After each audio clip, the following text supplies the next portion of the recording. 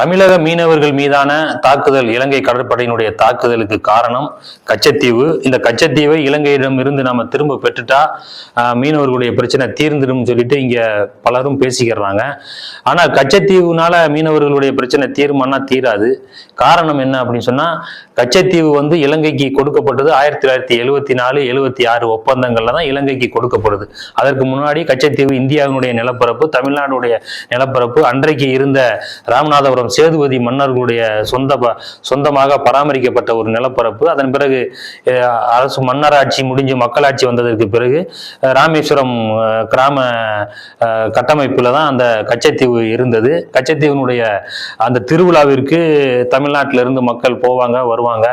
இங்கிருந்து மீன் பிடிக்க போறவங்க அந்த கச்சத்தீவு பகுதியில் மீன் பிடிச்சிட்டு வலைகளை உலர்த்துறது, அங்க இருக்கக்கூடிய அந்தோனியார் கோவில்ல வழிபாடு நடத்துறது, ஓய்வு எடுக்கிறது, இதெல்லாம் தொடர்ச்சியாக நடந்துகிட்டு இருந்தது. 74 ஒப்பந்தத்திற்கு பிறகு 84 வரைக்குமே எந்த பிரச்சனையுமே இல்லாமத்தான் கச்சத்தீவு கிட்ட மீன் பிடிப்பு நடந்துகிட்டு இருந்துச்சு.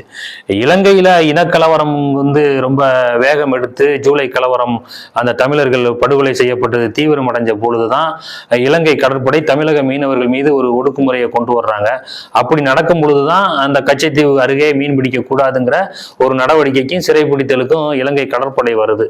அதன் பிறகுதான் இந்த கச்சத்தீவு பக்கத்துல தமிழக மீனவர்கள் மீன் பிடிக்க போக முடியல. இதை கண்டித்து கச்சத்தீவை திரும்ப பெறணும். ஏன்னா கச்சத்தீவை திரும்ப பெறுவது மீனவர்களுக்கான ஒரு நிரந்தர தீர்வு இல்லை.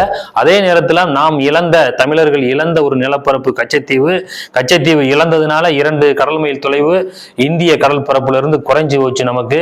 அதெல்லாம் மீனவர்கள் மீன் பிடிக்கக்கூடிய பகுதிகள் குறைஞ்சதுனால மீனவர்கள் எல்லை தாண்டி போகக்கூடிய சூழலும் இருக்குன்னு சொல்லி அதை வலியுறுத்தி தமிழக வாழ்வுரிமை கட்சி அண்ணன் வேல்முருகன் அவர்கள் தலைமையில பல போராட்டங்கள் தமிழ்நாடு முழுவதும் நடந்திருக்கு. ராமேஸ்வரம் தலைவர் வேல்முருகன் ராமேஸ்வரம் அங்க மீனவர்களுக்காக அந்த போராட்டம் நடத்தி இருக்கிறாரு. கச்சத்தீவை மீட்கணும், தமிழர்களுடைய உரிமையை மீட்கணுங்கிறதுக்காக போராட்டம் நடத்தி இருக்கிறாரு. சட்டமன்றத்தில் கச்சத்தீவு தொடர்பான பல கோரிக்கைகளை முன்வைத்து கச்சத்தீவை மீட்பதற்கான பேச்சுவார்த்தை பேசி இருக்கிறாரு. சட்டமன்றத்திலையும் பொது வெளியிலையும் பல்வேறு இடங்கள்ல கச்சத்தீவு மீட்பது தொடர்பான குரல் கொடுத்துக்கிட்டு இருக்கிறாரு. தமிழக வாழ்வுரிமை கட்சியும் தொடர்ச்சியாக போராட்டம் நடத்திக்கிட்டு இருக்கிறோம். ஆனால் கச்சத்தீவை மீட்பது தமிழக மீனவர்கள் பிரச்சனைக்கான தீர்வு இல்லை. ஆனால் நாம் இழந்த ஒரு கடல் பகுதி, அது ஒரு நிலப்பரப்பு, அது இந்திய இறையாண்மை. இன்னைக்கு சீனா கச்சத்தீவுல ஒரு தளம் அமைத்து அவன் அங்கிருந்து இந்தியாவை கண்காணிக்கக்கூடிய வேலையை பார்த்துக்கிட்டு இருக்கிறான்.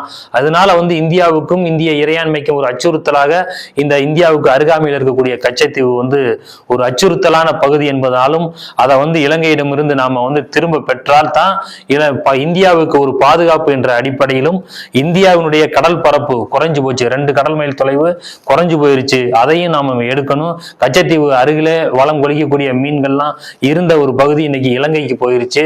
அதையும் நாம மீட்டு எடுக்கணுங்கிற அடிப்படையில தொடர்ச்சியாக தமிழக வாழ்வுரிமை கட்சி கச்சத்தீவை மீட்கக்கூடிய போராட்டங்கள்ல தொடர்ந்து களத்துல நின்று போராடிக்கிட்டு இருக்கிறோம்.